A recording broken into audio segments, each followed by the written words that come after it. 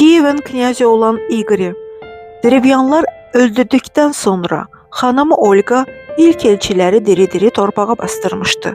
İkinci elçiləri hamama göndərib yandırmış, üçüncüləri sərxoş edib qətlə yetirmişdi. Oğlu kiçik olduğuna görə 945-960-cı illərdə ölkəni özü idarə etmişdi. Düşmənlərdən ərinin intiqamını aldıqdan sonra Olga vergiləri aşağı saldı. 955-ci ildə xristianlığı qəbul etmək üçün Bizansa, Konstantinoplə getdi. Olga adını Yelena ilə əvəz edib xristian oldu. 960-cı ildə oğlu böyüdüyünə görə öz vəzifəsinə keçdi.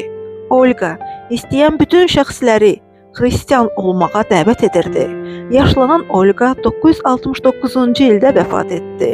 Onu xristian adət-ənənələrinə uyğun dəfn etdilər. Olga Rus kilsəsinin müqəddəslər siyahısına yazdığı ilk qadındır.